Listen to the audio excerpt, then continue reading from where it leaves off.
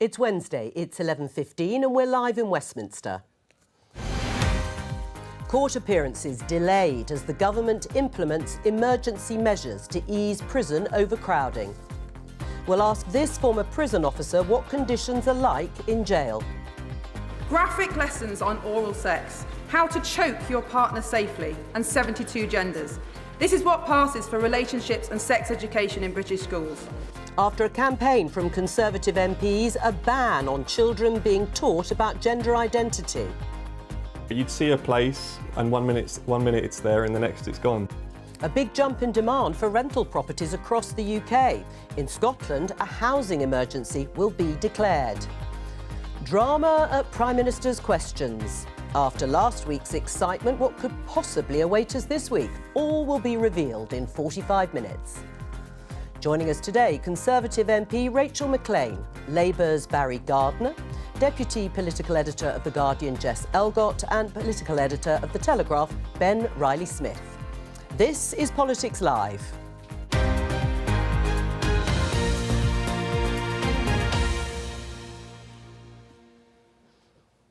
Well, you saw in the headlines there the unexpected defection last week of former Conservative MP Natalie Elphicke to Labour. I wonder if there'll be any more drama today. Let's just show you this tweet from yesterday. Jim Pickard, Deputy Political Editor of the Financial Times. Conservative MPs nervous about another potential defection tomorrow, today, at Prime Minister's questions, rightly or wrongly. Are you nervous about that, Rachel?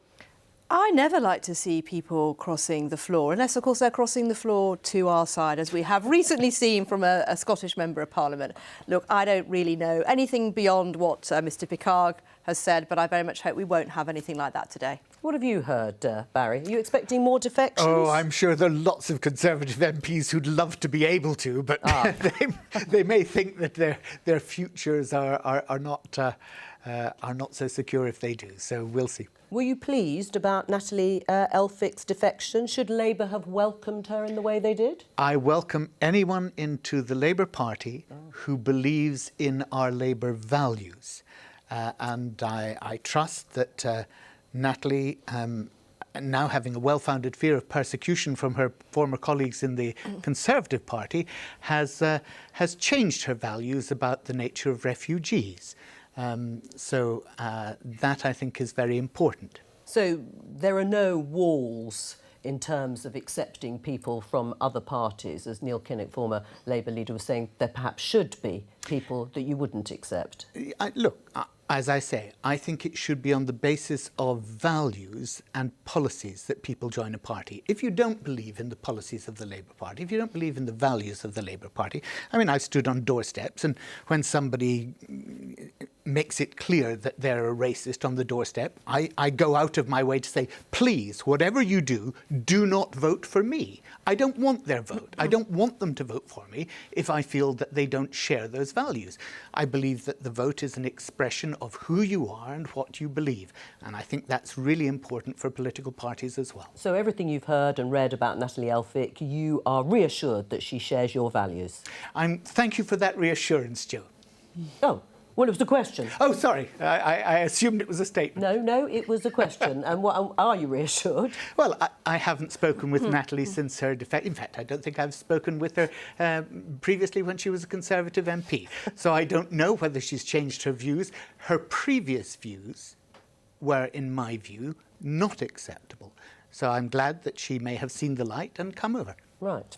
What are you hearing? Are we expecting any excitement of any sort at this PMQs? We were certainly surprised last week. We certainly were, and I think the Conservative whips and the rumour mill has done a very good job in kind of whipping up anticipation ahead of this, so that if there isn't a defection, then it will seem like somehow Keir Starmer's failed them. But they say, people in Labour say, that there is not one. There had been, I think, a long-running rumour that there would be kind of a themed defection every week, so that we had Dan Poulter on the the NHS. Natalie Elphick on migration. Would there be an economy-themed defection? And we might yet see one, but maybe PMQs isn't the moment. You're nodding away. Is that what you're expecting? Well, I'm picking up the same things. You know, we scramble in the mornings like this to try and work it out. And it's interesting, people in the inner circle who were aware of the defection last week are telling us explicitly, no, there will not be a defection. Now, maybe they're misleading us, but it's quite rare you get that 90 minutes before you're going to get a reveal on the answer. So my instinct is not, but who knows, not long to wait. Well, I was going to say, we haven't got long to wait. At 12 o'clock, we will bring you, of course, Prime Minister's questions live. Let's talk about prisons and prisoners. Let's have a look at this BBC News headline. Court delays imposed after pressure on prison places. Yes, an emergency measure, as many people see it, called Operation Early Dawn, because of overcrowding in prisons in England, has led to the government requesting that some court appearances be delayed because of prison overcrowding. The move seeks to manage the flow of people through magistrates' court, the custody service and prisons. What's your reaction to that, Rachel? So my understanding on this is about when people are in police custody and when they've been transferred from police custody to the courts. And it's an existing scheme it's not a new scheme. It's always been there if needed. And the point here is to keep the public safe so that we don't have sort of overcrowding at any point in the system. Now, look, the broader point, of course, is that we need more prison places, yes. Which is what the government is doing. We've got a very big programme of building prisons, and in fact when I was the planning minister I knew that one of the hold-ups was the planning system.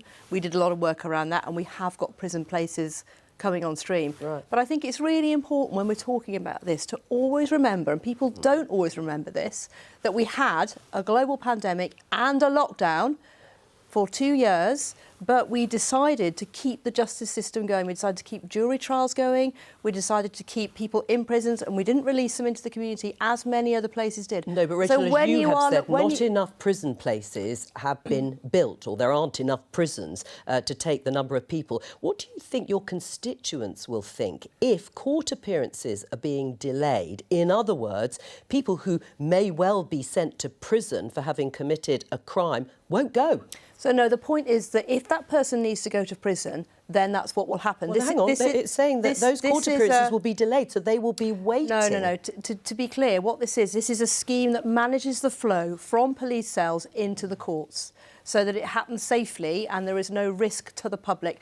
Because the public safety is always the overriding priority. Everything links together. Why is it being called an emergency measure then? Well, that's the media's line, not the government line. No. It's an existing scheme that exists already. It's been used before. All and right. if I can say so, some of these measures are not unusual. When we had the last Labour government, we had an early release scheme.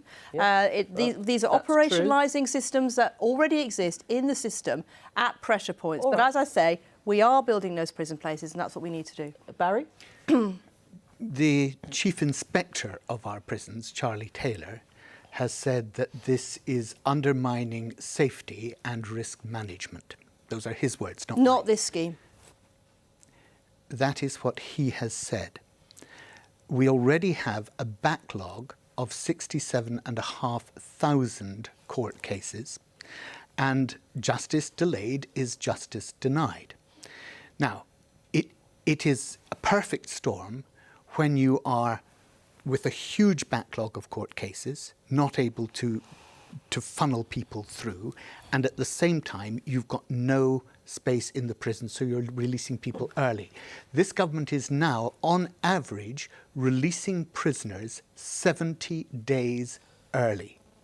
And that means that in many cases, and there have been recent cases reported, which the Chief Inspector of Prisons reported, where the proper checks and reviews prior to release were not done for those prisoners who are a danger to the public. Well, on that, here's The Guardian. Yes, you you can. I'm just going to show our viewers, Rachel, this Guardian headline. High-risk offenders included in early release scheme.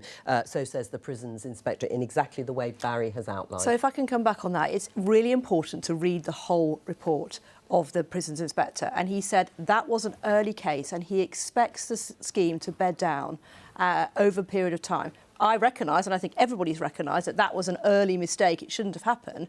But what he has said himself in the report is that provided the scheme is managed properly, just as the same way the last Labour government did. But that's in fact, the question, isn't it? Our scheme has a governor lock-on, so that if any governor feels that that person is at risk, of course there always needs to be that proper control in place. But this scheme has additional safeguards built into it compared to any scheme that we had under the last Labour government. So I think the public should be reassured that we are taking this seriously and dealing with the whole issue across the whole system. Well, let's talk to somebody who's had first-hand experience. Alex South, who was a prison officer until 2021 and author of a book about her experiences called Behind These Doors. Welcome to Politics Live. Alex, I don't know if you could hear what was just being discussed, but what is your experience of overcrowded prisons? My experience of overcrowded prisons is wide-ranging. It's catastrophic, if I'm really honest with you. We think of overcrowding and we just think of lots of people in one space. And I think in terms of the actual interior worlds of prisons and their regimes, it's hard to really imagine what that means. But the truth is, when prisons are overcrowded, particularly as they are today, we're talking about places like Wandsworth, Scrubs, etc., everything grinds to a halt. So the regime is like the backbone of prison life and prison culture, and that all stops. And what I mean by that is you end up having prisoners who commit very serious offences on the wing. They should be segregated for those, but the jail is overcrowded, so you can't relocate them to the segregation unit. Or you'll have prisoners who are suffering acute psychological distress, and there are many of them, and they should be located in a healthcare unit where they can receive adequate treatment until they're moved on to secure hospitals. But when a prison is overcrowded, that doesn't happen. You quickly have a very toxic population. So ideally, lifers would be in quite specific units. Ideally, sex offenders, they would be housed away from the general population. Ideally, young offenders would be housed in a certain area. Well, that changes. You have everyone together. You have lifers with short-termers, with remand, with sentenced, with young offenders, with adults. Not only is that obviously a really toxic population for prisoners themselves, increasingly becomes very dangerous, but it's impossible for staff to manage that when you have so many different agendas, needs, resources that need to be put in place. And that's just internal movement within a prison. That's not taking into consideration that ideally, sex offenders will be housed in a different prison altogether. You know, ideally, young offenders will be housed in a different prison altogether. Ideally, prisoners will be housed closer to their family so they can maintain those links. Right. Overcrowding is catastrophic because everything just stops. Yeah, I mean, Alex, you've made that very clear and painted it in primary colours for us. What do you say to that, Rachel? Well, I obviously recognise some of what has been said there, but I recognise that the experience that she's describing is from 2021. A lot of work has gone in to address most of those issues. There's always going to be challenges in the prison system. Are you saying that doesn't exist now? No, don't put words into my mouth. No, I'm asking. I said that I recognise some of what she said. I actually served as a Ministry of Justice minister, so of course she's right to highlight that there are problems in the system. The way that we deal with this, first of all, we acknowledge there was a global lockdown. So it's a bit dishonest to completely ignore that when we're talking about these long-standing problems, and anyone who criticises the government needs to have a plan to how to fix it if they were in power, which I don't see from Labour. It's easy to criticise, harder to do. That is why we are bringing on more prison places. Of course, that takes time. We had 2 years where we had people who we had to implement social distancing. You've had 14 years you've been in government for. Excuse me, the pandemic was only 2 years ago. And shall I tell you, and we hear about the pandemic is to blame for absolutely everything. And of course, there is a certain amount of that. But these problems predate. If I can push back on that, I think it's just not realistic to pretend that that didn't have a massive impact on an environment like a prison where people are housed in close quarters. You have to implement social distancing. All right. We took the decision not to stop jury trials and not to let people out of cells. Alex, so that had an impact. Do you think, yes, it may have had an impact, but Alex, do you accept what you've just heard there from Rachel, that this is a problem that really only started post-pandemic? Right, that's just not true. I mean, I've been in prisons for over 10 years. Probably my worst experience of being a prison officer was in a central London jail. That was around 2015 to 2017. Conditions were appalling. It's not just me telling you that. At that time in 2016, the Prison Reform Trust described Wormwood Scrubs as a place of Dickensian squalor. Yeah.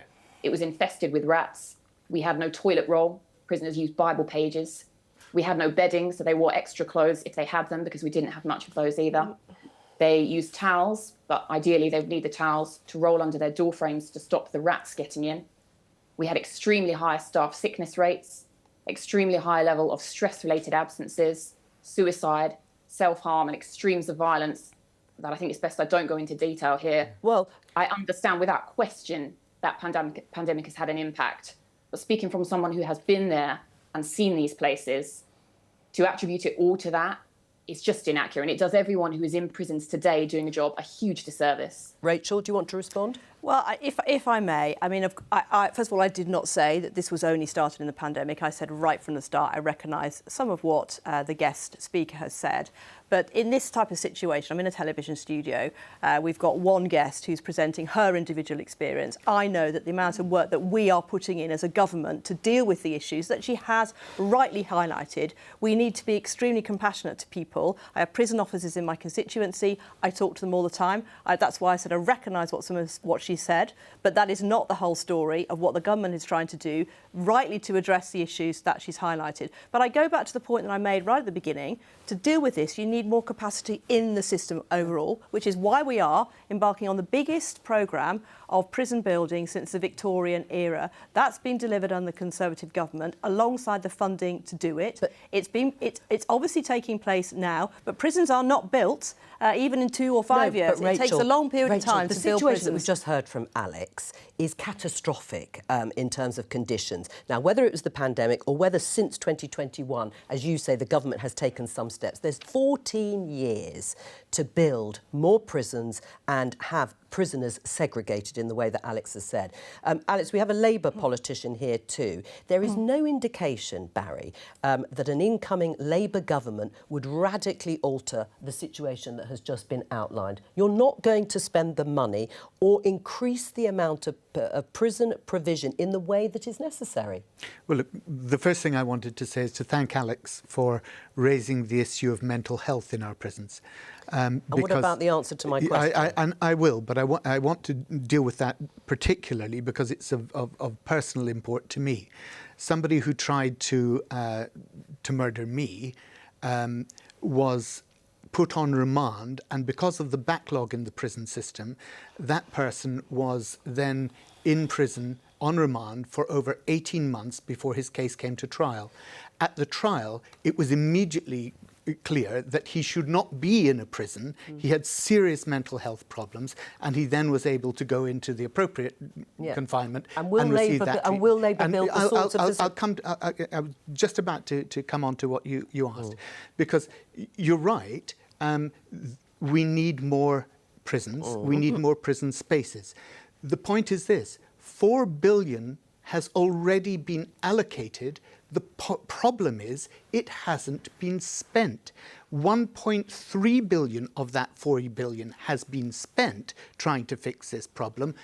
That means there is still 2.7 billion out there to deal with it. The problem has been... So in the first 100 days, you'll spend all that money and build however many prisons. Don't trivialise this, because it's... I'm not. I'm trying to get to the point. It's all very well giving diagnosis that we've heard from both of you, but in the end, the situation is still the same. What I'm saying is there's 2.7 billion already in the budget that needs to be spent. And as Rachel admitted, planning problems, planning issues were stopping that happening, but there's a whole raft of things where we now need to make sure that we build the number of spaces and also that we're dealing with people appropriately. Well, how can this issue be fixed, Alex? I mean, you've heard the government's request today to activate this emergency measure where a local prison is full. It's not everywhere, but in some parts of the country, so that someone due to appear in front of a magistrate has their appearance put off. I mean, is that a solution?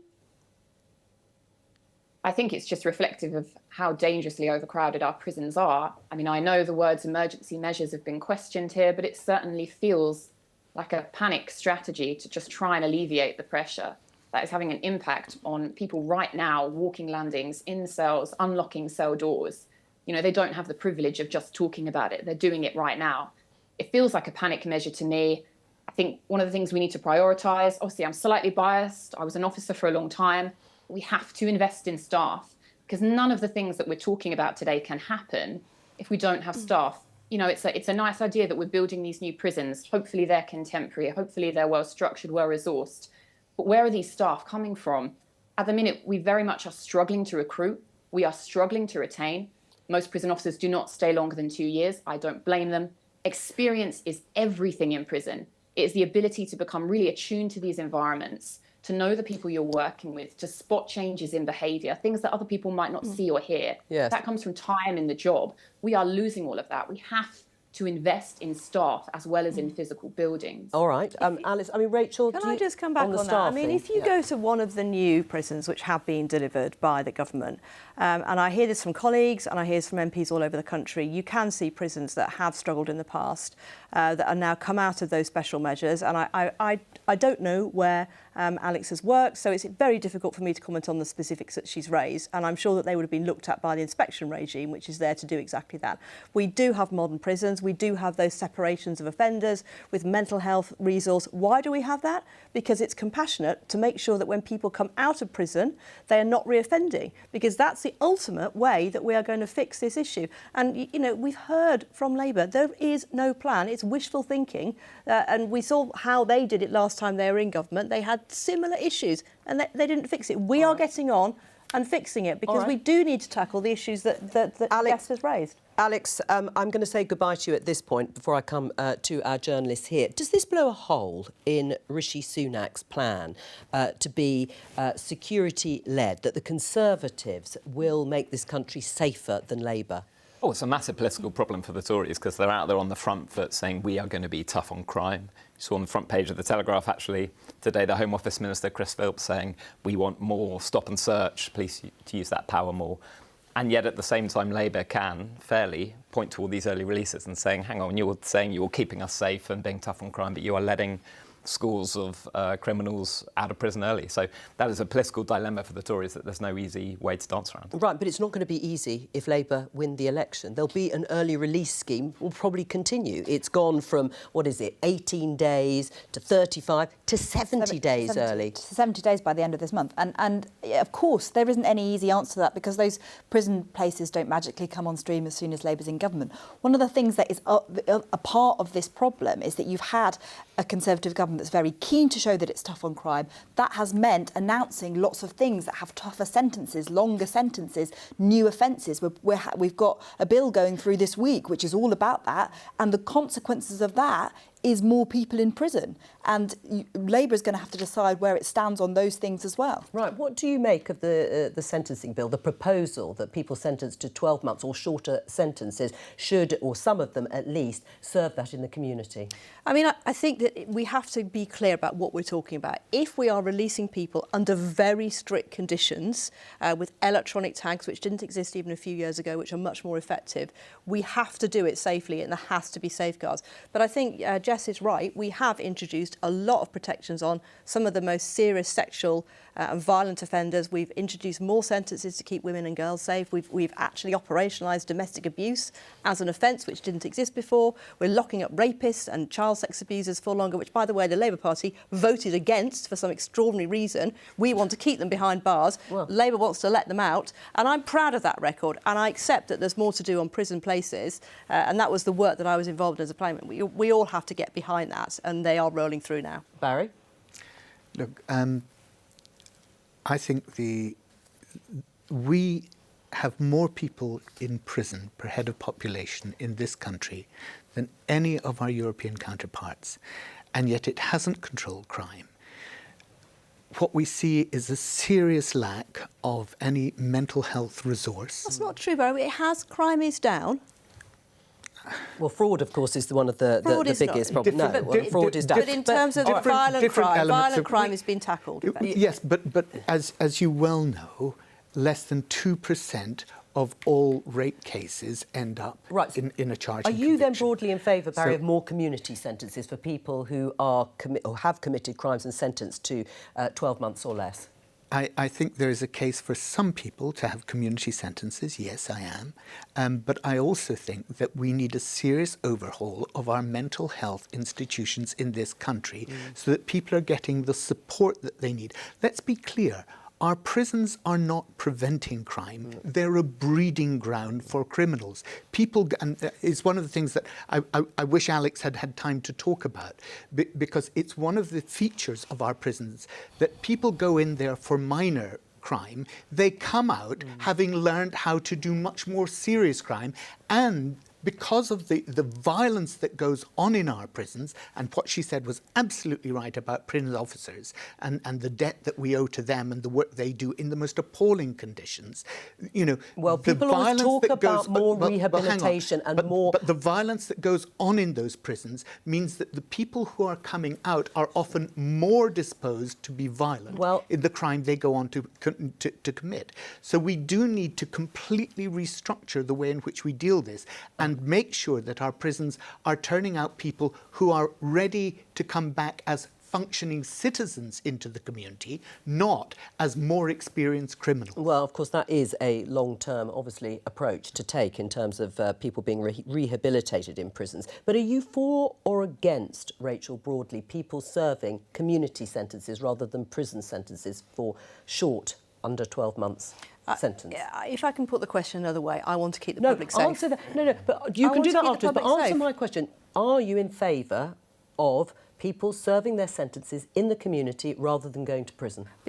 It's not a question I can answer in that way. And this You'll have to vote on it, Rachel. Well, it is in the sentencing bill. And Barry has said... As I said, if we've got people who, for some reason, they can be released early with appropriate safeguards, and that is part of the whole system approach, and we're keeping people safe, then I will of course be looking at that, as I always do. Looking at it, but not necessarily voting for it. Well, look, I am going to be guided by my ministers. I'm not going to discuss how I'm going to vote in Parliament, with the greatest respect, on your programme, Jo. I have to look at that and think what's in the best interests of the public, and I will make my representations in Parliament.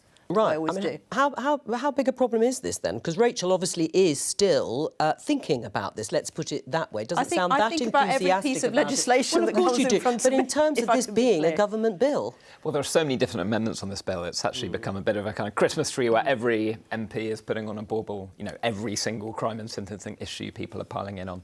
I think some of the ones where there was political danger because Tory MPs were lining up behind them, the government has actually moved a bit, so they've scaled back their homelessness crackdown plans. I don't know where the numbers are on this one, but it always comes down to royal politics. Basically, if you can get above 40 Tory MPs signing an amendment, then there's some danger. Problem here potentially on the sentencing bill? I think that there are going to be some Conservative MPs who do believe that law and order and criminal justice is a key weak spot for this party in the next general election. I mean, there was a statistic that was on the front of one of the papers a few weeks ago that half of all police forces in England and Wales hadn't managed to convict someone for a single burglary, probably because they don't turn up to ever investigate them, because they are so overstretched by the resources. And that's the kind of thing that politicians are encountering day in, day out on the doorstep, which are making them think about changing their vote. Let's talk about housing. BBC News story, renters in race for homes as listing time slashed.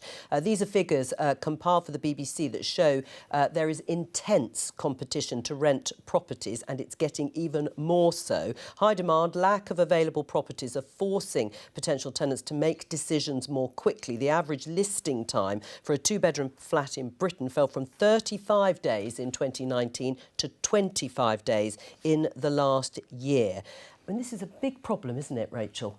Are we talking here about rents in London and in the capital? Or it what just says across the United Kingdom. OK, so I would need to see the data broken out in terms of different areas, because we do have different property markets in different parts of the United Kingdom. Yeah, but the broad picture is it's getting tighter. People are racing to get rental properties. Jo, if I may, in England, the average monthly rents hit 1,276. That was an 8.8% increase year on year. And in London, that was a 10.6% increase year on year. So that the average rent in London is now £2,035 a month. It is unsustainable, absolutely unsustainable. And what we're now hearing is there are bidding wars going on where prospective tenants say, well, I know you're saying you want to charge me £2,500 a month. I'll pay you £2,600 a month. Yeah. And somebody's coming in and upping it from there. This is a ridiculous situation. Right. It's ridiculous. Let me just tell you. So it's time for a two-bedroom flat across in every part of the UK, every part of Britain, I should say, fell from 35 days to 25 days since 2019. Is that a ridiculous situation? Well, it clearly demonstrates there's pressure in the housing market, which is not a surprise to anybody. The statistics in London are a reflection of the failure of Labour Mayor Sadiq Khan to build enough affordable housing, where he has got And outside of London? government funding And outside of London, in powers. every part of Britain.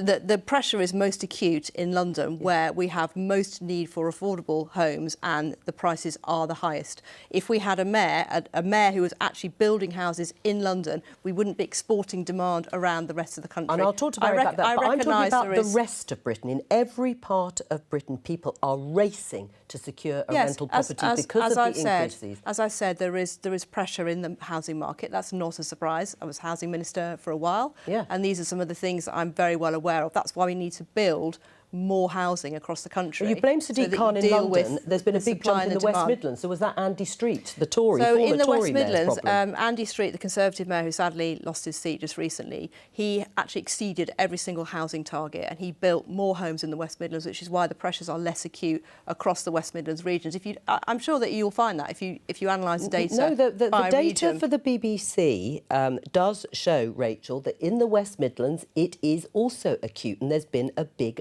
jump in the same way as there has across every part of Britain. Now, we can talk about Sadiq Khan in London, but it was the same in the West Midlands under a Conservative So I mayor. accept that there's always pressure in the system. As I said, I don't know whether you're talking about here about the time for listing or are you talking about the time prices? for listing, but that will be as a result of prices going up and up Not and up. necessarily, because there's lots of other different factors going on in different markets in different parts of the country. What you find with housing, it's not just one housing market. You have many housing markets. You have a housing market in Scotland, Wales, Northern Ireland, across our four nations. And you have responsibility. Is it time to take responsibility for these pressures? Well, of course the government's taking responsibility. That's why we're investing in building houses and affordable housing across the country. Right. That's why we've actually built 1 million homes, which was our target to build since in this Parliament. We've hit those targets. We need to go further. We need to do more. But that's also why we've reformed the planning system. Yeah, except the number of new homes registered for construction slumped by a fifth year on year in the 3 months to the end of March. The number of new properties that were completed also went down by 13% to just over 26,000. You're failing on almost every metric here. I think that's the way you've portrayed that, I think, is slightly inaccurate, because if I may say so, we have built 1 million homes in this Parliament. That is what we said we would do, and we have hit that. I reckon you're right to say that there has been a recent drop-off. I don't know the details of why that is, but we need to keep going with what we're doing, which is reforming the planning system. Everyone you talk to, when you talk about housing, they will say you need to reform the planning system. That's what we've already done. Well, if you've met your target of 1 million homes, OK. Well, how many would Labour build? I'm trying to understand. Okay. If you've met your target of 1 million homes and there are these chronic problems all across the country that renters are experiencing, then doesn't that simply mean that the target wasn't high enough and that you got that wrong? I think that the target is definitely not high enough in London. I think the target was not high enough, and Sadiq Khan has failed to even meet the target that was too low. Well, let's answer. So I agree. Well, I agree with that. Hang on, Barry. You should answer though on behalf of you are a London MP. London. Surely you recognise you are this. a Brent MP. I mean, what about the failure by Sadiq Khan? And you will know that in my borough, the London Borough of Brent, they have met all of their housing targets and actually exceeded them. Now, if you want to talk about Sadiq Khan, and Rachel's very understandably wanting to deflect all the pressure onto Sadiq. Well, he has a right to do his bit. He has £4 billion of government money. All right, well, let him respond. Look, Sadiq has just been re-elected for a record third time. That doesn't mean he hasn't failed in terms of building enough homes. I think he's accepted that he wants to build more. I know that there are 6,000 in his charter for this term of his office. There's a charter for 6,000 low rental accommodation in London, because the problem for rental accommodation in London, partly it's because the government says that a social rent is 80% of a market rent, which means that you can't actually get people on lower incomes finding enough rental places to have.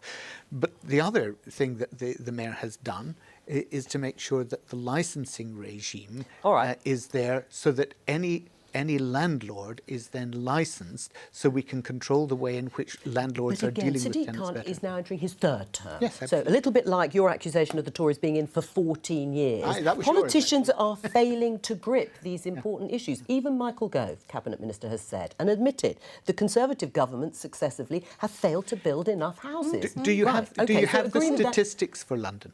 No. Do you have the statistics No, for no, London? not. I can what certainly get Do you? No, I don't. Oh, right. Well, that makes all of us. So let's not dwell on that. What I'm pointing out is you're accusing Sadiq Khan of failing. You're not saying what his targets were. You're not saying what he's actually managed to build. Okay. I can Google it. No, we're not going to do that. Okay. But on that, are you really saying that there are enough of you? Are the one who used the example of London in the. I'm saying there is a huge problem in Well, London. It partly comes because London is the honeypot in our economy, and the population growth in Yes. London is always greater. But you than know what? There are forecasts that should have shown Sadiq Khan that, and he should have taken action against it. Is this the answer, Barry? In The Guardian, cap rent rises in England and Wales. Labour Commission report says. You commissioned this report. It says cap the rent rises. Should you? It's not our policy, no. But what do you think? Well, I think what we've put together a renters' charter, and the way we want to deal with this is partly through the licensing and also the abolition of Section 21, which is the whole no fault eviction. Yeah, we need to give renters much greater. But not cap the rent rises. Well, you see, the problem with just simply doing that is it can have a displacement effect in the market.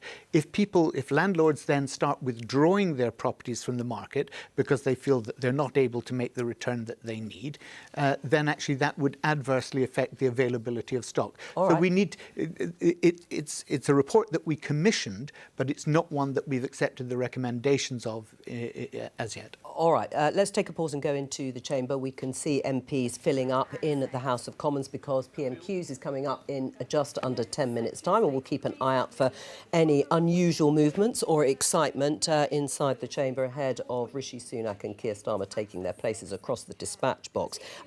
The housing issue. Labour has promised that they are going to unleash and unveil a huge programme of housing. How easy is it going to be, bearing in mind the planning restrictions? Well, one of the things that Labour has said will be kind of the first things that they look at in government will be the planning system, and I think we're expecting to hear more on that over the summer about ways to reform that in order to build more houses. I think it's important to say, and we were talking about why that drop-off might have happened recently, is that one of the things that's been abolished recently is local housing targets. Now, I don't know if that's the reason for the drop-off, but that is something that certainly might see a drop-off later down the line unless those targets are reintroduced. I'd be interested to know whether Labour are going to reintroduce them. Right. Well, let's hear from you, Ben, and then I'll ask both of the politicians. I think the big picture politics of housing is fascinating because for decades and decades, the way to maximise votes at a constituency level is, yes, you talk about house building loosely, but if there's a controversial project, you oppose it locally because everybody is fundamentally NIMBYs. But you just wonder in recent years if it is beginning to shift and people with children who can't get on the housing ladder or younger voters who are struggling to get on, that is becoming actually a vote winner. So it's interesting, Keir Starmer at the last conference did something pretty unusual, which is he came out and said, I am a YIMBY and I am going to be changing significantly the planning system to open up a lot more housing. That's going to be a huge battle if they get Well, it's going to be difficult, of course, depending on a majority if they actually win the election. And recalcitrant MPs are saying, no, NIMBYism in my backyard. Rachel, on the mandatory housing targets, now these are housing targets that were dropped in a sense of, there are still targets, but there's no sanction if you don't meet them. Why do you think that's not having an effect in terms of this drop-off? Can I just come back very briefly? Because I think this whole point of his Keir Starmer and YIMBY, when I was the housing minister, the MPs that were most vocal opposing housing in their own patches were a lot of Labour MPs all across the country. I'm sure that they were vociferously against it. I'm sure that is true, which is why we made the point that it will be difficult for Keir Starmer. But that's right. on this... So on your point about the targets, so there was never really any targets in the way that sometimes is described in the narrative, and we haven't dropped them either. What we have done in the reforms that we have brought in is give the Secretary of State more powers to intervene where local areas are not producing local plans. So there were a number that were not producing local plans. Often they were Liberal Democrat or Green or Independent or some coalition of different parties, and they were opposed to everything. So therefore the government does have a responsibility to say, you need to build houses, you need to get your local plan, and we've activated that in a number of places. Now, I think that's the right thing to do, and we need to really keep doing that, and that is the planning reform that we've already brought on board. But there's no sanction if you don't hit any of your targets or bring in your plan, Yeah, no, there are. There are sanctions built into the way the numbers are calculated. It is an incredibly complex system, but that is why local areas need to have their local plans. We give them the support, obviously. The planning inspector will look at it, and if they don't, despite all of that, produce the plan, and how many of your Conservative colleagues were amongst those who were saying no to house building or local plans? I mean, there must have been some.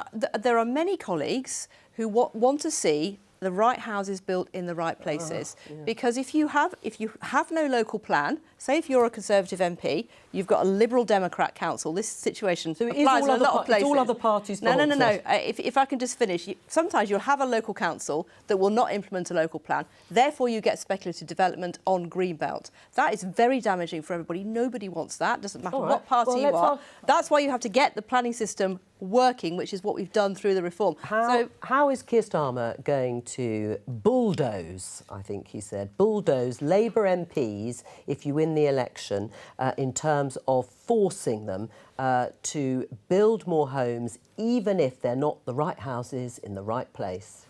Well, I don't know why you think they wouldn't be the right houses in the right place. But look, as somebody who, as I said earlier, in my borough, we have met our housing targets. So in fact, we've exceeded our housing targets.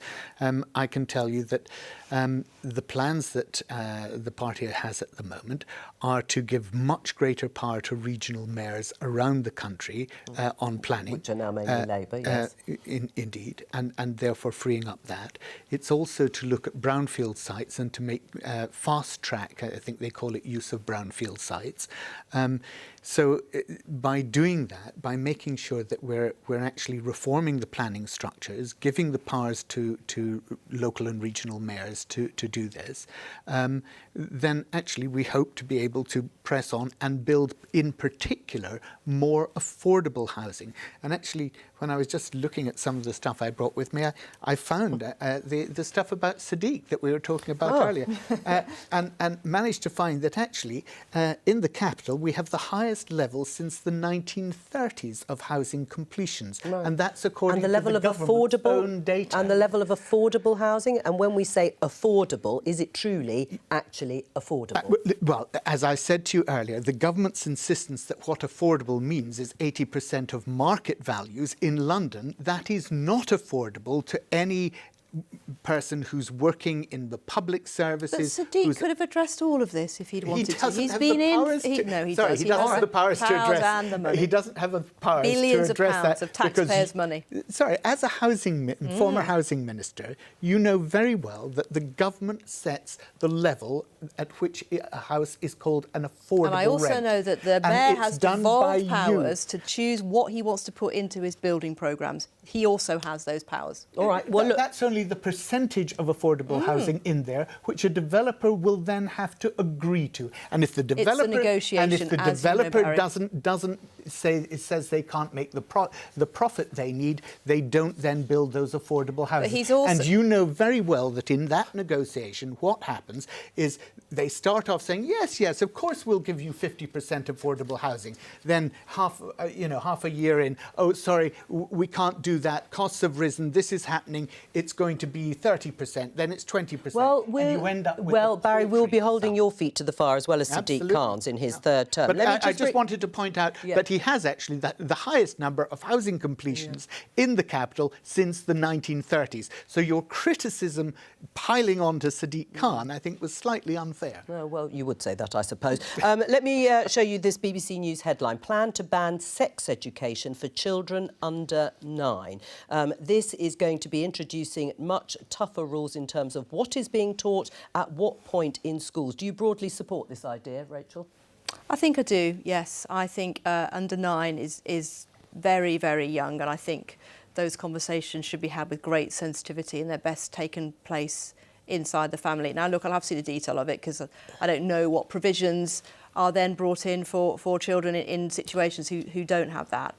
inside their own family. That's always the question. But I would rather see those conversations taking place in the home at that age. I mean, there's been quite a lot of representation from head teachers who say that actually there wasn't really sex education being taught to under 9s, that it was just as children were going into secondary education, so probably year 6 when they're turning 11. So why do you think it's wise to ban it for children under 9 when they probably weren't being taught it anyway? I think the worry is around the conflation of sex education with some of the discussions around gender ideology.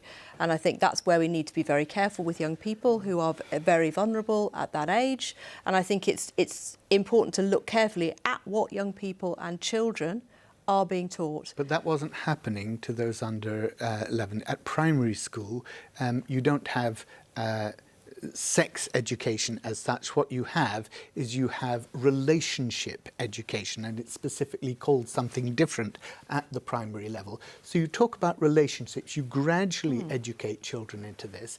And of course, in year 6, there will be girls who are then just beginning to go through puberty, and it's important that they have that understanding of their own bodies. Let's go. Well, it's time for Prime Minister's questions.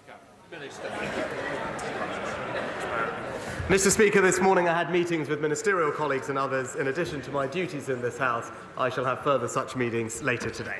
Jonathan Lord. Residents across the eastern villages of Woking in Byfleet, West Byfleet and Purford have seen a large number of proposed developments over recent years. Of particular concern is an area of beautiful fields near West Hall, where over 1,000 of my constituents have written back to me in recent weeks expressing their deep concerns about the lack of provision of local infrastructure and the potential effects on the local environment. My residents and I will fight on, but does the Prime Minister agree with me that Labour's proposals to concrete over vast swathes of the Greenbelt in Surrey and the South East would be a complete calamity? Well, Mr. Speaker, my honourable friend is absolutely right. Unlike actually both the Liberal Democrats and the Labour Party, who believe in top-down targets that would decimate the Greenbelt, we believe in local people having a say over their local communities, which is why we are making sure that we make best use of brownfield land and ensuring that we conserve and enhance our precious countryside for generations to come. We now come to the Leader of the Opposition, Keir Starmer. Thank you, Mr. Speaker. On Monday, the Prime Minister treated us to his 7th relaunch in 18 months. He vowed to take on the dangers that threaten the country. So it was good to see the Minister for Common Sense immediately take up that mantle by announcing a vital crackdown on the gravest of threats, colourful lanyards. Meanwhile, in the real world, after 14 years of Tory government, the prison system is in chaos. Does the Prime Minister think that his decision to let prisoners out 70 days early makes our country more secure? Well, Mr. Speaker, civil service impartiality is an important principle that we're right to support, but perhaps he could ask his Chief of Staff about that.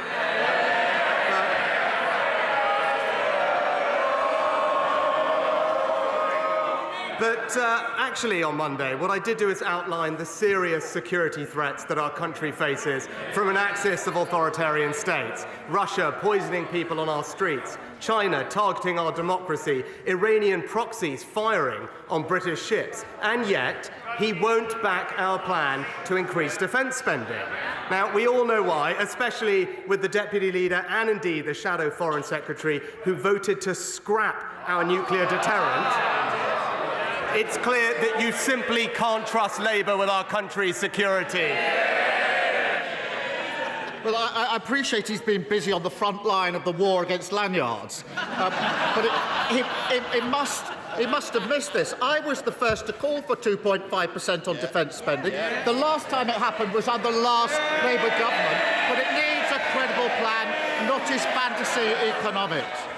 But I am disappointed to see that version 7.0 of his time in office doesn't extend as far as answering questions or giving any information on those prisoners he is releasing early. Basic details like how many, where are they, what crimes have they committed. So will he at least guarantee that none of the criminals he is instructing prisoners to release early are considered high risk?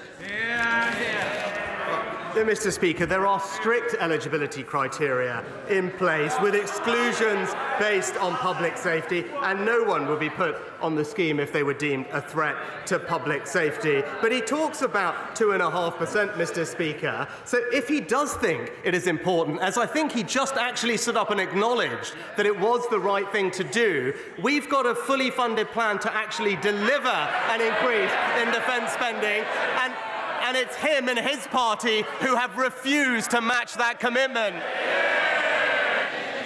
Just like his £46 billion fully funded. If anyone was looking for the perfect metaphor for the shambolic government, we saw it on Monday. The Prime Minister woke up deciding his latest rebrand was Mr. Security. But within hours, the Tory party was being investigated for accidentally publishing the personal details of hundreds of people. Mr. Speaker, he must be the only tech brother on the continent who can't work a debit card or send an email. But he's not answered my question, so I'll try it again. Are any of the prisoners he is currently letting out early considered to be high risk? Mr. Speaker, he just showed spectacularly why he's just not fit to lead this country into the future.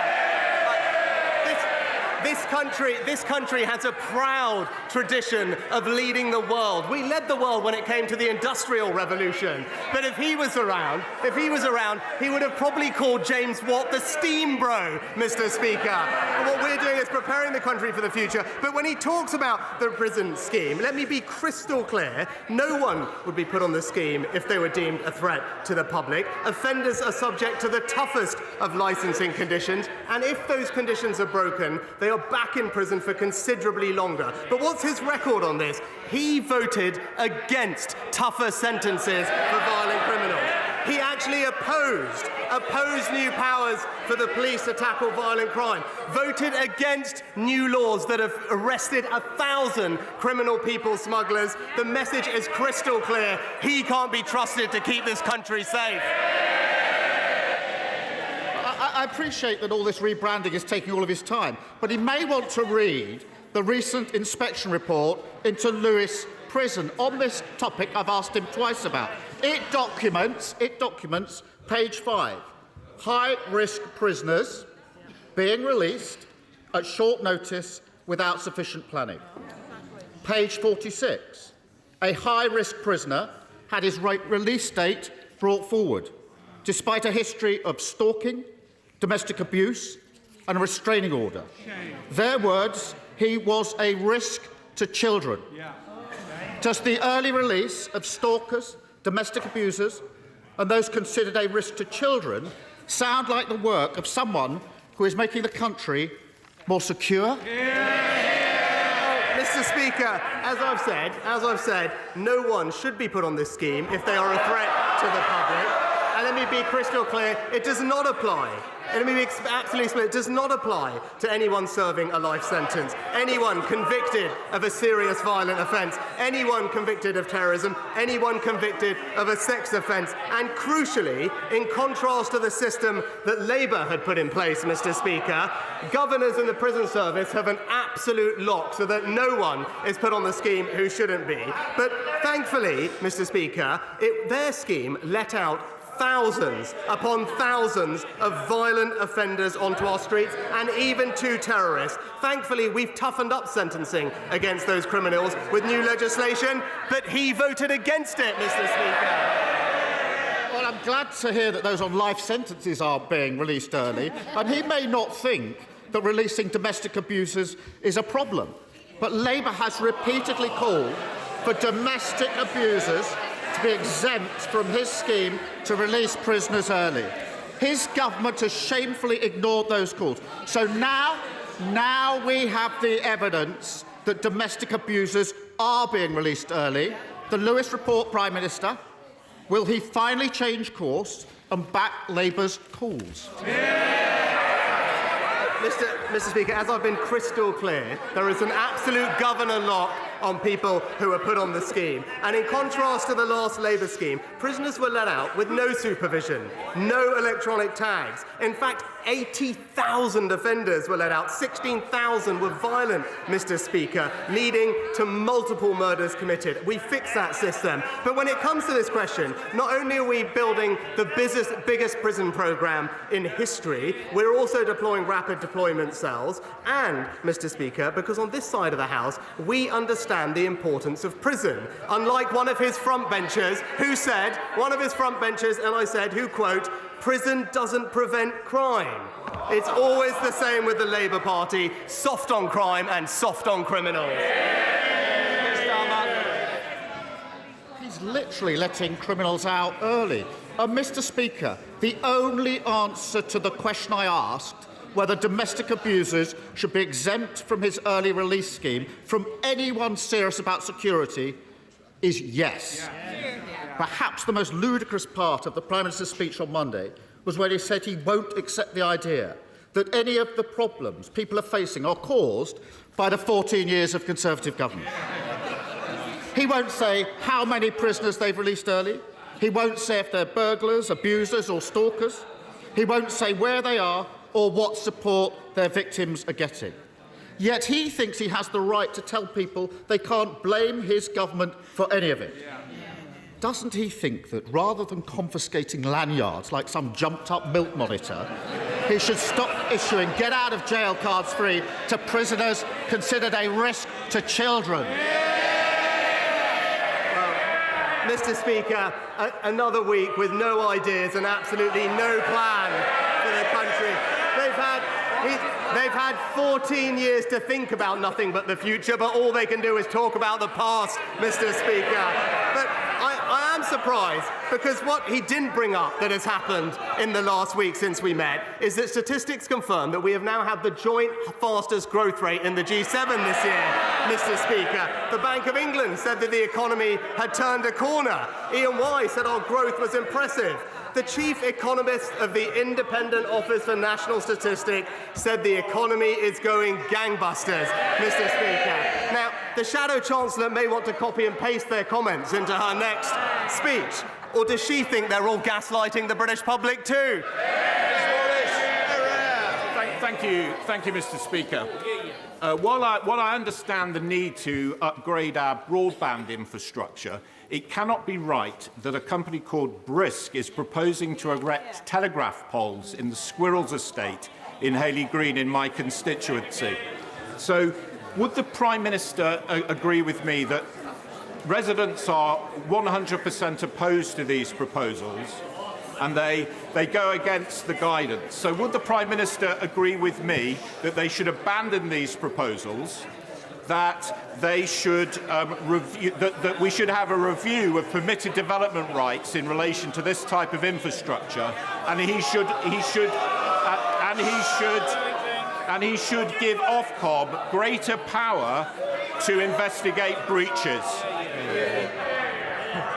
Well, can I thank my honourable friend for rightly championing the views of his constituents on this important topic. Network operators have to follow legal obligations when deploying their networks, and Ofcom can, in fact, investigate reports of failure to follow these obligations. And I know that the Minister for Digital Infrastructure has met the sector and Ofcom recently to raise concerns about reports of poor pole sighting, asked operators to share infrastructure, and I will ask her specifically to provide my honourable friend with a more detailed update. Leader Stephen Flynn. Mr. Speaker, on Monday, the Prime Minister outlined what he considers to be extremist threats to our society. And in doing so, he actively compared North Korea, Iran and Russia with those people in Scotland who believe in independence. So can I ask him to rise once to the standards befitting of his office and apologise for those puerile and pathetic remarks? Mr. Speaker, that's not what I said, but I would say to the honourable gentleman that his party is indeed a threat to the integrity of the United Kingdom. And I hate to remind him, but that's literally their entire purpose, Mr. Speaker, because when the people of Scotland accepted the referendum in 2014, it was the SNP who didn't. They went on creating a Minister for Independence, focused on constitutional wrangling, ignoring the needs of the people. Education standards falling, taxes rising. So actually, finally, he should do the right thing and end the obsession with independence and put the needs of the Scottish people first.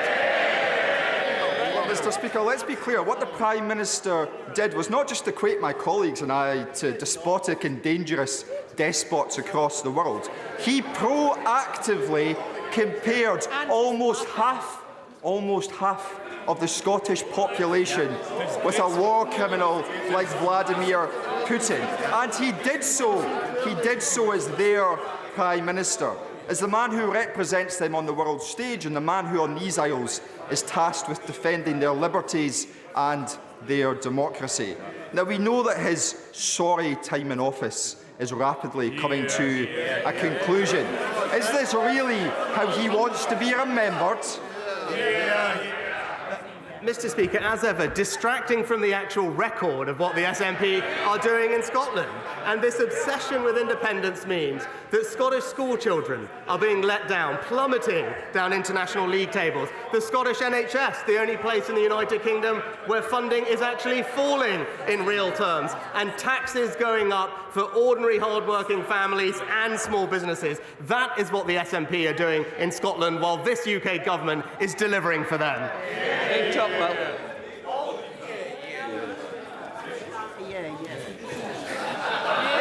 Thank you, Mr. Speaker. Will the Prime Minister join me in congratulating Uxbridge College, who have recently entered into a pioneering partnership with the Massachusetts Institute of Technology? This is groundbreaking work for the further education sector, and it's going to have great benefits for local businesses and local students, for the education sector and for the local economy. Well, I join my honourable friend in congratulating Uxbridge College and the West London Institute of Technology for their collaboration with MIT. This is equipping students with the skills of the future and that local businesses require. And that's very much the story of this government, Mr. Speaker, the biggest long-term settlement for post-16 education in this country in years, a proud record of creating over 5.5 million apprenticeships since 2010, providing opportunity for all while the party opposite wants to halve the number of apprenticeships and put a brake on people's aspirations. Roberts. Okay. My party, Plaid Cymru, has secured a crucial win for our farmers as Labour in Wales are forced to pause the sustainable farming scheme. We've done our bit for farmers. Now it's time the Prime Minister did his. Harmful trade deals and Brexit checks are hitting our world-famous Welsh lamb and beef. Will he, therefore, guarantee to Welsh farmers that he will never again sign a deal that threatens their interests? Well, perhaps, Mr. Speaker, if the honourable lady cared about Welsh farmers, she should stop propping up the Welsh Labour government. And it was actually the work of the Welsh Conservatives that ensured that there was a spotlight on the Labour government's proposals in Wales, which would have led to thousands of job losses, less food security for our country, and destroyed rural incomes. Farmers rightly described it as bleak, damaging and shocking, just like the Labour Party's approach to rural Britain. Mr. Speaker, Barnet Hospital A&E is expanding. Finchley Memorial Hospital has had its diagnostics hub boosted by new equipment, and there are more appointments in general practice locally than there were before the pandemic, but I still have constituents who are waiting too long for NHS care. So can I urge the Prime Minister to redouble his efforts to grow the NHS workforce and get waiting times down? I'm delighted to hear about the new Community Diagnostic Centre in my honourable friend's local hospital, and we are working tirelessly to reduce the overall NH waiting list, which has come down by around 200,000 since September of last year, and that is an achievement in light of the pressures from industrial action. But she's right, there's more to do, which is why our productivity plan will free up clinicians to spend more time with patients, and, to her point, our long-term plan for the NHS will ensure that we train more doctors and more nurses to meet the workforce requirements the NHS has for the future. Richard Bergen. Thank you, Mr. Speaker. 30,000 Palestinian deaths, not enough to move this Prime Minister to end arms sales to Israel. The killing of British aid workers, not enough to move the Prime Minister to end arms sales. It even seems that, unlike the US, an all-out assault on Rafah, with all the death and destruction that would entail, wouldn't be enough. So just what on earth would be enough to finally move this Prime Minister into the same position as the majority of the British public and end arms sales to Israel? Mr. Speaker, I'd just point out to the honourable gentleman that the UK government does not directly sell arms to Israel, unlike the US, and nor does the UK government offer any military lethal aid packages to Israel, as the US does. So he should not conflate these issues. As part of the government's robust arms control regime, we do regularly review advice to ensure compliance with international law, and ministers act in accordance with that advice. Our position with regard to export licences, as he knows, is unchanged following the most recent assessment, and it is indeed in line with other partners, including the United States. Done. As a member of the Commonwealth War Graves Commission, I was delighted that the Prime Minister found time yesterday to ignite the light of liberation at the start of its journey to Normandy to commemorate sacrifices made for the liberation of Europe. Will my right honourable friend join me this War Graves week in confirming that standing up to tyrants who bring about war in Europe is as much in our national interest today as it was 80 years ago? Well, can I thank my honourable friend for his work as a commissioner on the Commonwealth War Graves Commission. And he raises an important point about authoritarian states with different values to ours becoming increasingly assertive. So it is right that we build our security in uncertain times, defending and protecting our country, our values and our interests. That's why we've made the generational decision to increase our defence spending. And it's crystal clear that it's only the Conservative Party that can be trusted with our nation's security. Thank you, Mr. Speaker. On the 2nd of June, the Leavenmouth Railway reopens after years of community campaigning. But just at that point, TSB have announced that they are closing their Leven bank branch. Loss of banks hollow out communities, and they're an impediment to small businesses as well. Now, Cash Access UK have said that they're going to roll out 100 by the end of the year banking hubs, and FCA are consulting. But can the Prime Minister accept that the government has been too slow on this, and what else is he going to do to prevent these banking deserts from emerging? Well, Mr. Speaker, as I've said repeatedly from this dispatch box, it's imperative that banks and building societies recognise the needs of all customers, including those who still need to use in-person cash services. And that's why we legislated to protect access to cash as part of the Financial Services and Markets Act. And as a result, customers can access cash and banking services through a wide range of channels, including post offices, ATMs, telephone and other services, but including community initiatives like banking hubs. Alberto Costa. Double child rapist and murderer Colin Pitchfork is yet again having another parole hearing in the next few weeks. As well as the brutal murders, this man exposed himself to over 1,000 girls and women. Now, as MP for South Leicestershire, I distributed a constituency-wide survey asking my constituents about parole board reform. Because the problem, Mr. Speaker, is that the reconsideration mechanism rules allow Mr. Pitchfork to keep asking for a reconsideration of a reconsidered decision, limitless times and cost-free to him. So, can I ask the Prime Minister if he will arrange a meeting between myself and the Justice Secretary to discuss necessary changes to the reconsideration mechanism rules, and will he arrange for me to be able to deliver the findings of the survey where thousands of constituents have responded to his number 10 policy team?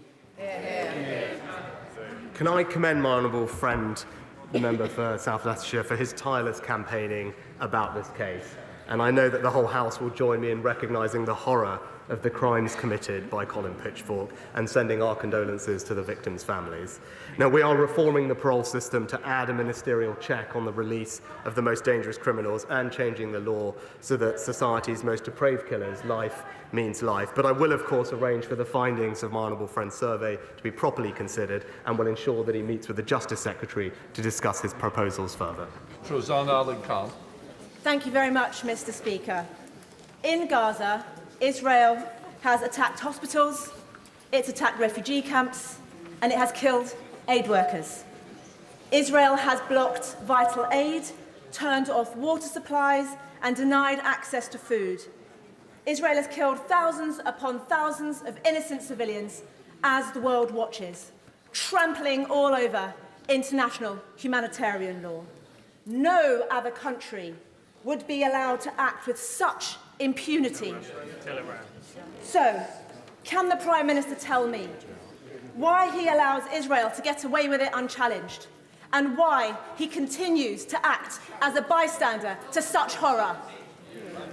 Mr. Speaker, well, we do support, and I do support Israel's right to defend itself and remove the threat that Hamas, the terrorist organisation, poses to its people.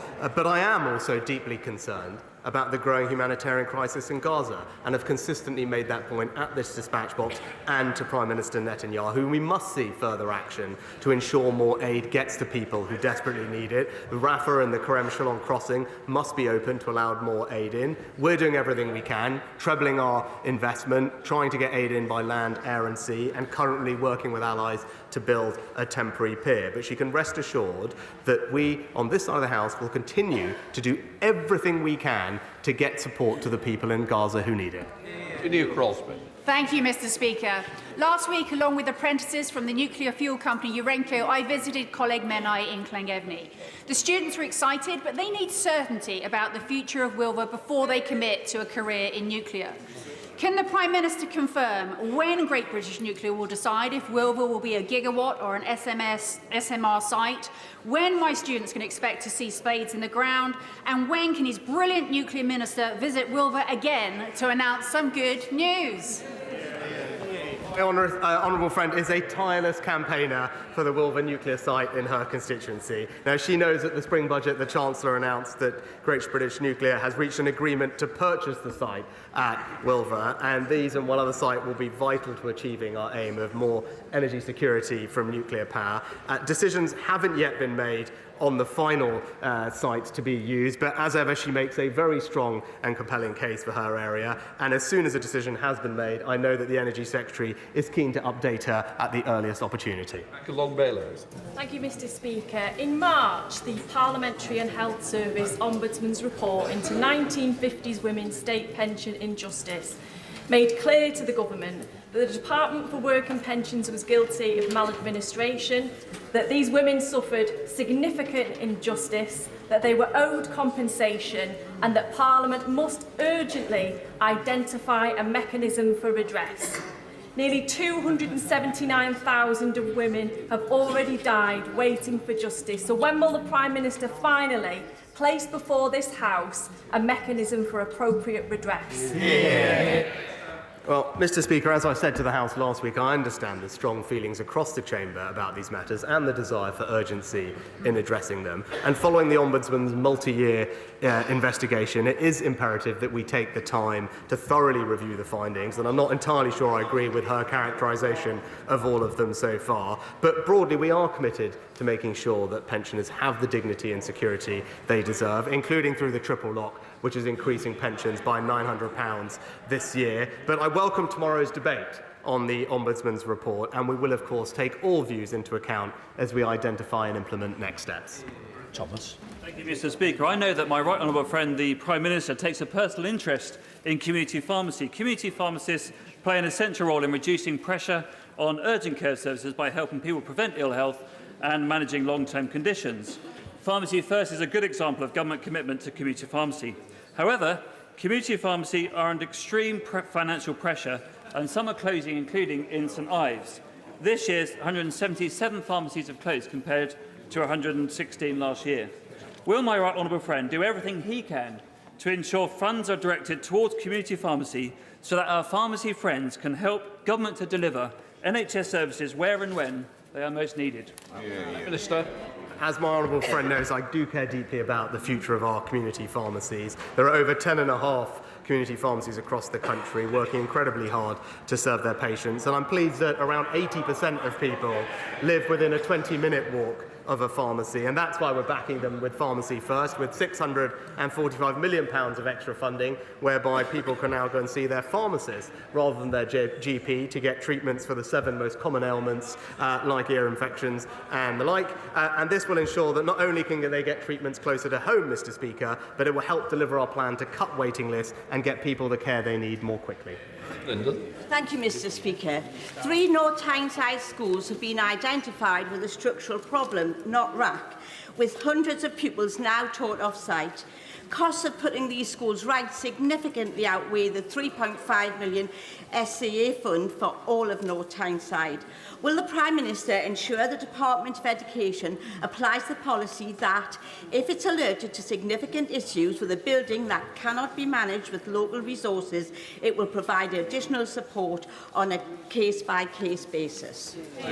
Well, Mr. Speaker, I thank the Honourable Lady for raising the case. As she knows, the Department for Education has provided extensive support and funding to all those schools that had RAC, which in the end was less than 1%, I think, of all schools that could have been affected. And more generally, given the very significant amounts we're investing in school rebuilding and maintenance, I'm sure that the Education Secretary would have heard her concerns and will write to her in due course. Thank you, Mr. Speaker. The clear message from yesterday's Farm to Fork Summit is that food security matters. So as we await today's written statement on ground-mounted solar, can my right honourable friend assure me that the thousands of acres of agricultural land proposed for solar installation in my constituency, from a 2,100-acre installation in the Claydons called Rosefield to smaller but equally destructive ones such as near the village of Kimberwick, now have less chance of getting approved? Honourable friend is absolutely right to raise this, and particularly at a time of increasing geopolitical risk, we must protect this nation's food security and therefore our most valuable agricultural land. Now, we can achieve our solar deployment targets and do that on brownfield sites, rooftops, and away from our best farmland. I know he'll look forward to the Energy Secretary's statement later today, which will ensure that we do avoid using our best agricultural land, because like him, I agree that we should be backing British farmers to produce more food. That's good for our country, good for our economy, and good for our food security. Ellen Morgan. Thank you very much, Mr. Speaker. I've seen for myself the mouldy and damp accommodation that our military families are sometimes forced to live in. So I was disappointed this week to find out that the officer in charge of accommodation wrote to families this month to say that requests for non-urgent repairs are not currently affordable. The Prime Minister has spent this week claiming that defence is a priority. So when is he going to prioritise a safe, warm and decent home for the servicemen and women who put their lives on the line for us?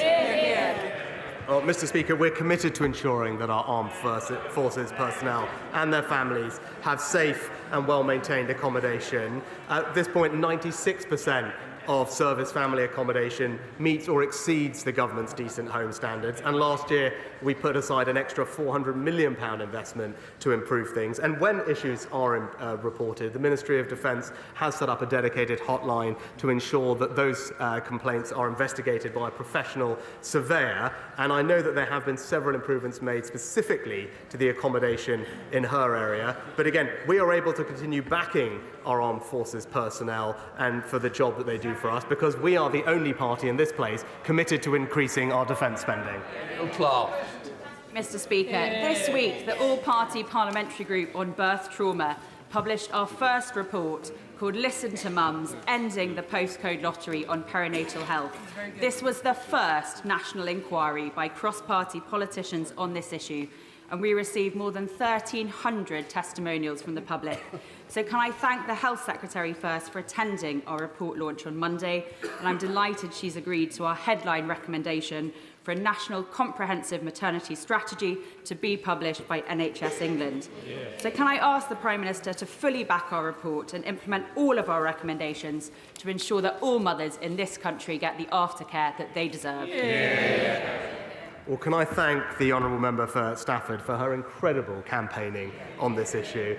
When we met and discussed, she presented me personally with a copy of this important report, and I'm hugely grateful to her and the APPG on birth trauma for carefully considering the report, and indeed all those brave women who have come forward to share their stories. I'm delighted that the Secretary of State and the NHS CEO both support the overarching recommendation for a comprehensive national strategy to improve maternity services. We will update the House on next steps in due course, but we are fully committed to improving the quality and consistency of care for women throughout pregnancy, birth and the critical months that follow. Final question, in other words. Mr. Speaker, when adult rape cases are taking 2 years on average to complete, it's no wonder that 62% of all rape survivors now drop out of the process. When just 2.5% of rapes recorded last year have resulted in a charge, and fewer still will end in conviction, it's no wonder that the Victims Commissioner, Rape Crisis and others have argued that rape has been effectively decriminalised in this country. Is the Prime Minister not ashamed that because of his government's failings, victims and survivors are being put through a living hell in our criminal justice system? Well, Mr. Speaker, while it's right that the Honourable Lady raises this incredibly important topic, I completely disagree with her characterisation of how this government has treated it. It's actually this government previously that introduced the Rape Review Action Plan, which is now showing significant improvements to how we treat rape end to end through the criminal justice system. Violence against women and girls is now a strategic policing requirement for the first ever time. We've rolled out Operation Sorteria so that police forces have the expertise that they need. We've actually quadrupled funding for victim support with more independent domestic sexual violence offender advisors. There's a new 24/7 support for victims. We've ended the digital strip search, provided pre-trial cross-examination, all of which, by the way, has meant an improvement in the process. And we have seen an increase in the average sentence to rape by a third since Labour were last in office. And by the way, Mr. Speaker, we did that using a power that her party voted against. That completes Prime Minister's question. And that does indeed, as Sir Lindsay Hoyle was saying, bring us to the end of this week's Prime Minister's questions. Not quite the high drama and excitement of a defection of last week, but important all the same. Let me introduce our guest for this part of the programme on Politics Live. For the government, Johnny Mercer, the Veterans Minister. For Labour, Peter Carl, the Shadow Science and Technology Secretary, and the BBC's political editor, Chris Mason. Chris, we started the week with Rishi Sunak broadly saying the UK would be less safe under a Labour government. Well, today, Keir Starmer, the Labour leader, took the Prime Minister to task over security and safety when it comes to our overcrowded prisons. And the story today, we can show you the headline. We did discuss it before Prime Minister's questions, but obviously this is what Keir Starmer was focusing on. Court delays imposed after pressure on prison places. Tell us what this story is about. Yes, this is called Operation Early Dawn. This is the Ministry of Justice recognising that there are spots in England where basically prisons are full. And so part of the measure to deal with that is early releases. Another part, prior to a substantial increase in how early some people will be released, that's kicking in next Thursday, is to deal with basically the pipeline that leads to some people ending up in prison. In other words, if you have an appointment at a magistrate's court that might lead to a prison sentence, but you're in an area where the prison is full, you might have that date in front of the magistrate's court pushed back. In other words, it's dealing with the pipeline, that leads to some people being in prison. If the prison is full, you can't have any more people coming in until a sufficient number of people have gone out of the back door, effectively, have left. So this is a recognition, which is not a new problem, but it's a recognition from government in terms of how they're acting, that in certain parts of England, this is relating specifically to England, prisons are full and they're having to do something about it. Now, they make an argument about building more prison places, but you can't do that overnight. They also make an argument that says, unlike some other countries, lots of folk weren't just let out of prison during the pandemic, which did happen in some countries overseas. But nonetheless, this is an issue that the government is grappling with and having to resort to what some regard as sort of emergency measures to try and deal with it. It's worth making the point that so deep-seated is this as an issue that whoever finds himself in government after the other side of an election would encounter just the same problem, at least in the short term. But the broad point is that prisons are full. And there is severe overcrowding in our prisons. And high-risk offenders, is the latest story, are included in what's called the early release scheme. Keir Starmer asked Rishi Sunak, Johnny Mercer, are any of the prisoners being considered for release, being released early, a danger to the public? He can't say categorically no, can he? Well, I think he made clear that there's a number of checks and balances on who does get released under the early release scheme, and he talked about a governor's veto and things like that. But look, this is a challenge that has dogged governments for many years. Under Labour, 80,000 prisoners were released early. On now, so look, it is a perennial challenge when your prisons get overcrowded, and clearly when you're balancing public finances, you want to spend where the need is, and there is a need for more prison places. But Minister, we've gone from an early release scheme of around 18 days that's been extended to 30 days early, that is now at 70 days early, just to give our viewers a sense of the challenge as you talk about it. Now, the Prime Minister said there won't be anybody considered for early release who poses a danger to the public. But we have heard from Charlie Taylor, the Chief Inspector of Prisons, said high-risk offenders, including a domestic abuser who posed a risk to children, having been freed from jail under the government's early release scheme. If that's true, then what the Prime Minister said is not the case. No one being considered. They are being considered. They have been released. Yeah, I mean, so that's an individual case that clearly is a question for the Department for Justice. I mean, the Prime Minister is clear that where there's a risk to the public, these prisoners will not be released. I think that early prisoner release is something the UK has grappled with over many years, and I've highlighted where it happened before. It happens in other countries. In this country, for example, we didn't open the doors during COVID, and we actually worked hard to make sure that prisoners stayed inside. So all these things are balanced. I think we've got to be fair. Of course, but individual cases will worry people, won't they?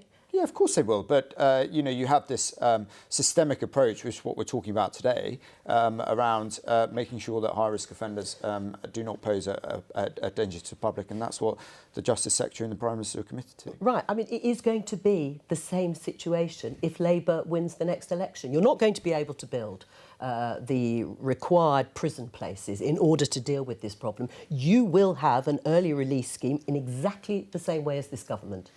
Well, we have that question is posed to me, the same frame for that question is posed to me in every single other area of policy at the moment, because we are going to inherit, if we win the election, a set of public services which are on their knees, whether it's the criminal justice system in the prisons, whether it is 8 million people waiting for treatment in the NHS, whether it is RAC falling in, concrete falling into schools.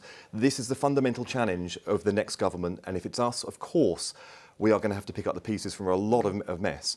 Now, on the criminal justice side, the Tories had a manifesto commitment to build 20,000 more prison places. They allocated £4 billion to it. They have only built a fraction of that, and they've only allocated 1.3 billion of it, and we are knocking on the door of the next general election. The question is, why have they not done it? Now, of course, we did use strategically early release in the last Labour government. The maximum early release was 13 days before the end of a sentence.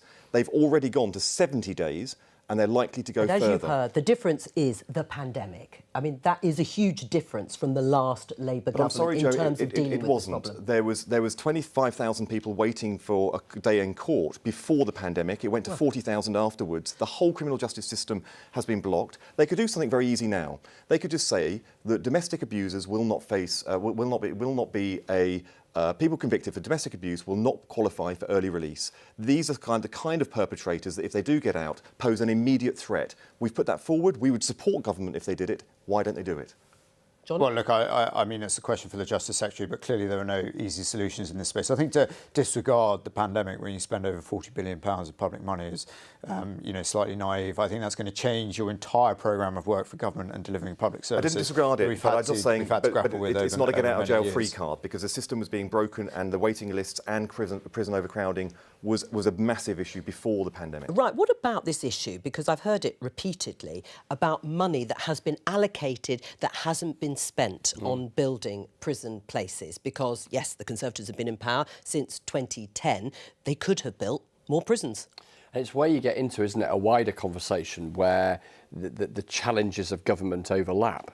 So you get into the whole business, firstly, of the delivery of promises, but then in this instance, questions around planning and the whole business of where you put prisons, and perhaps unsurprisingly, proposals for a new prison down the road might provoke one or two people to have a view as to whether or not they want it down the road. And then there's a bigger picture thought, isn't there, which I guess is a question to both of you really, which is that are we imprisoning too many or not enough people? Because that's the root philosophical question, isn't it? Out of which you then wrestle with these whole issues around capacity. Are we putting too many people in prison or not enough? It's a really fair challenge, isn't it? What actually works in the data space and evidentially to rehabilitate people. What I would say is that the British public are really clear on stronger sentences for things like rape, and the Prime Minister talked there about how that has gone up by a third. All these sentencing measures have been voted against by the Labour Party. So you have a clear differentiation in ideology there, if you like, that actually those who do commit those crimes should go to prison for a significant period of time. But obviously there is difference of thoughts in terms of, particularly when it comes to shorter sentences, what actually works in the criminal justice. Well, what do you think on shorter sentences? Are you in favour broadly of people who've committed crimes, they're sentenced to 12 months or less, serving those sentences in the community? Again, that is a policy question for the Justice Secretary. It needs to be driven by the data and what actually... You'll have to vote on it in the sentencing bill. Then clearly we will explore the data and what is actually available. Nobody wants to see those who have committed crimes walking around the streets when they should be in prison.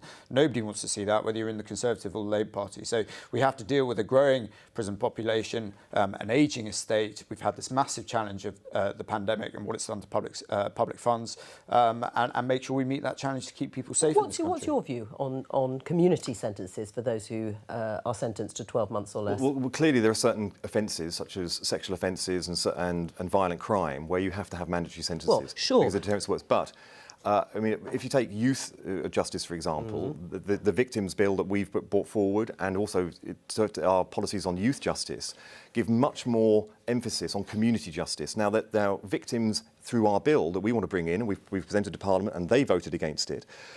If we brought in the victims bill, that brings victims much more involved where there are crimes that are appropriate. So that means that actually sometimes prison is avoided because actually the victims of crimes themselves actually want prison to be avoided because there is another type of justice that's more appropriate to their needs. Now that programme has been stalled entirely under this government. Wow. These are the sorts of things that can actually divert away. The other problem is prison does work in many situations and it is a deterrent. However, what's happening in prison at the moment is too many people are learning to be better criminals and coming out, and the reoffending rate has been rising, not falling. So there is a real problem about what happens in overcrowded prisons, not getting the education they need, not getting the personal development they need to come out the kind of citizens that actually many of them, most of them aspire to be, but simply do not have the tools to deliver themselves. Jo, there's an argument going on in Parliament and within the Conservative Party, particularly around this issue of short sentences. So you were mentioning there the sentencing bill, and this argument about whether or not you jail people for, relatively speaking, less serious crimes than the most heinous because crimes. Then, of course, they could actually commit further crimes if they're in that sort of toxic atmosphere. So there's the age-old argument about is prison a good place to make bad people worse, or does it help? Well, it clearly prevents people from committing crimes whilst they're there. Then you throw into the mix the whole conversation around capacity. You've got around 40 Conservative backbenchers who are arguing that there should not be a ban on short sentences for things like burglary, assault, public order offences. But then there's the question of, that bigger picture question about whether prison worked in these instances, coupled with then the pressure on capacity. Well, let's stick with this idea of safety and security because, as I said, Rishi Sunak was trying to create a line, a dividing line between Conservatives and Labour over defence spending and 2.5% being spent on defence by 2030. That was his proposal, and Labour not committing to that 2030 target. Yeah. Why has he decided to focus on this? So the Conservatives think they've managed to outflank Labour on this. So we saw the Prime Minister the other week out in Warsaw. He had the NATO Secretary-General in tow, seeing some British troops, amongst others, working under the kind of NATO umbrella in Poland.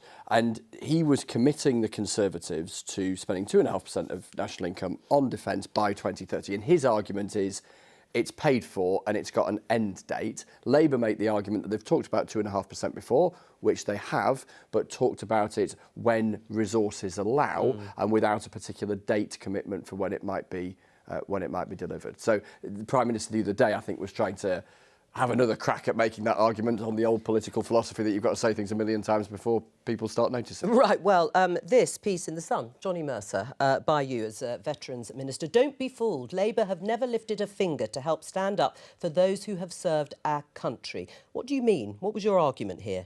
Oh, look, this has been the defining cause of my political career, is trying to improve what it means to be a serviceman or woman in this country, or indeed a veteran.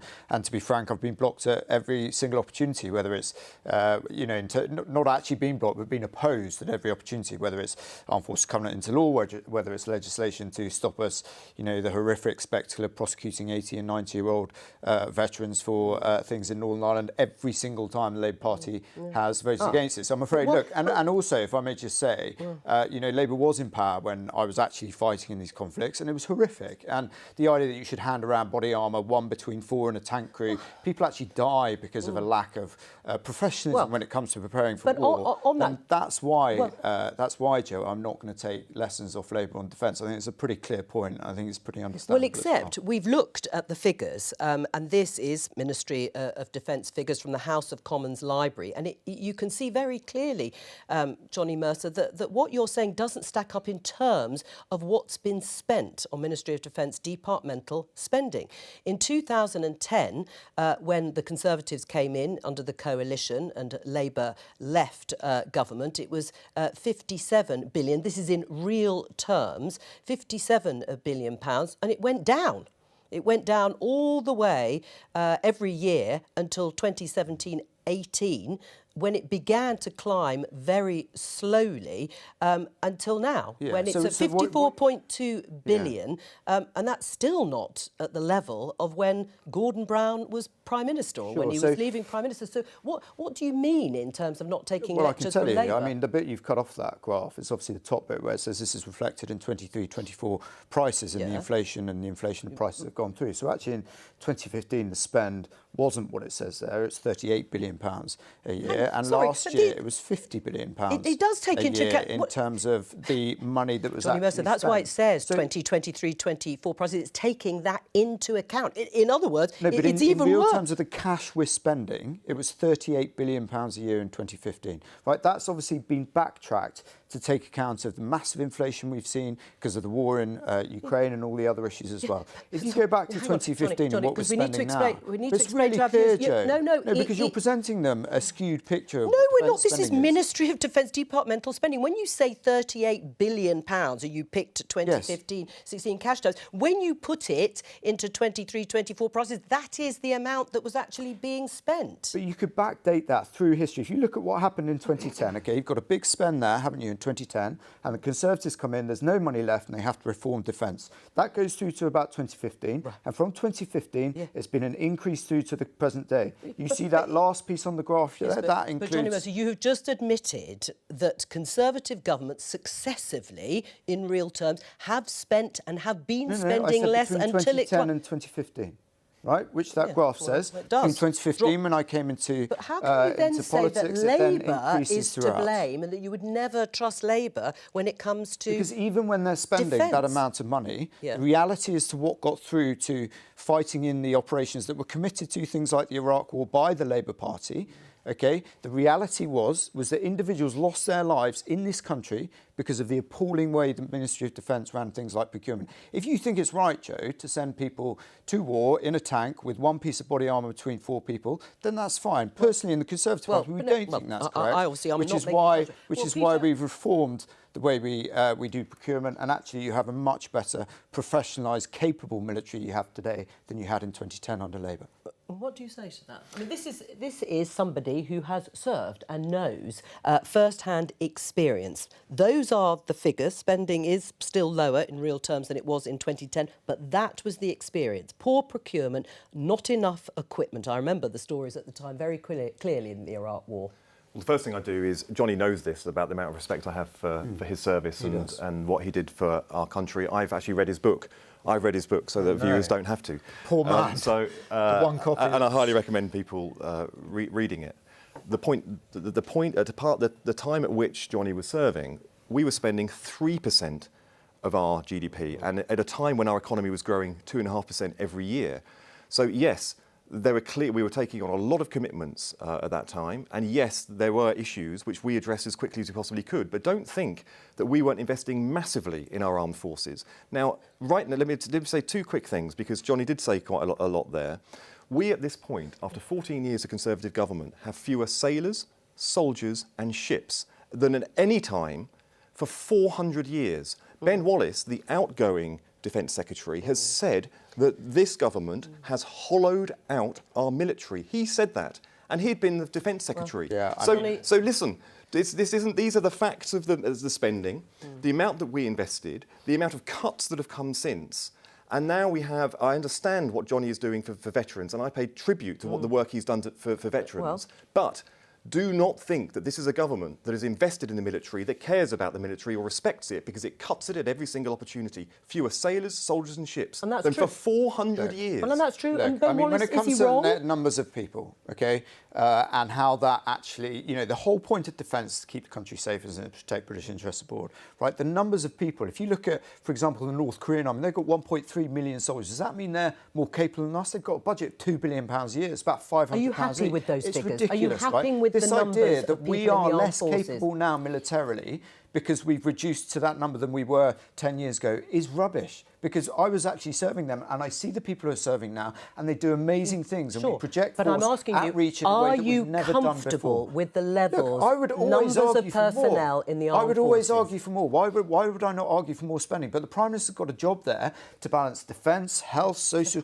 security, pension, and all these things. And I think, to be fair to him, he gave defence the biggest settlement since the end of the Cold War only 2 years ago, when Ben Wallace was Defence Secretary.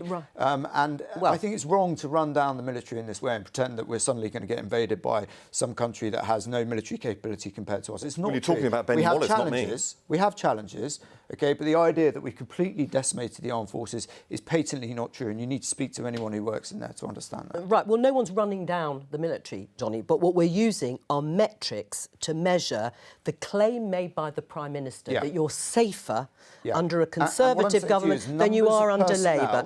Does not numbers equate of to military power. All right, well, and nor does departmental spending either, according to you. It does. Right, it does. OK. The amount we spend does, but the number of personnel does not. And just briefly, Otherwise, before I North bring Korea Chris, would be well, before I incredibly bring Chris back in, army, wouldn't it? why won't you commit to spending 2.5% of our national income on defence by 2030? Because we're being really honest with the public about the challenges our country faces right now, and we are approaching the period of a general election, and you have to see the entire finances and challenges our country faces as one. You could choose to, couldn't you? From university funding, universities are on the brink of bankruptcy in some cases. You've got schools that have such capital needs that they haven't had that for 2 generations. You've got hospitals, the 40 hospitals programmes that don't exist.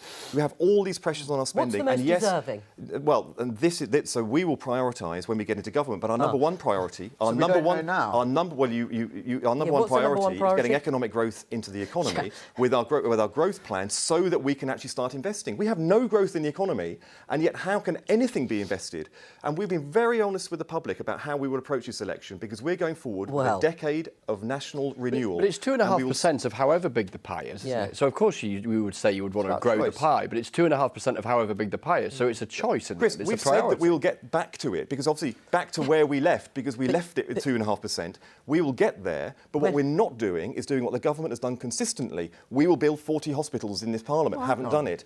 We were 2 weeks ago. They made an offer. 3 weeks ago, they said they're going to ban phones for teenagers. They've not published any details about it. They constantly pushing out these things. We have to respond to it. We are sticking to a decade of national renewal. We will get there. And we will not these do expressions, is, we will get there. We will. What we will do not it do when is be drawn into allow. artificial timelines defined by a government that sets them continuously, is addicted to them, but never meets them. The public don't believe them anymore. Right. I mean, Rishi Sunak obviously thinks this is an election, a vote winner. I mean, do you think it's going to be a big issue at the election, spending on defence? Traditionally, kind of foreign affairs stuff, if you like, in that broadest, rather loose language I'm using, doesn't tend to be the sort of meat and drink of a campaign. But I think there is a widespread acceptance that the world we live in at the moment is pretty dangerous, and that the argument that has perhaps sustained for 30-odd years, that the whole argument about a kind of peace dividend, that money that used to be spent 30, 40 years ago on defence could be spent on health or education or whatever.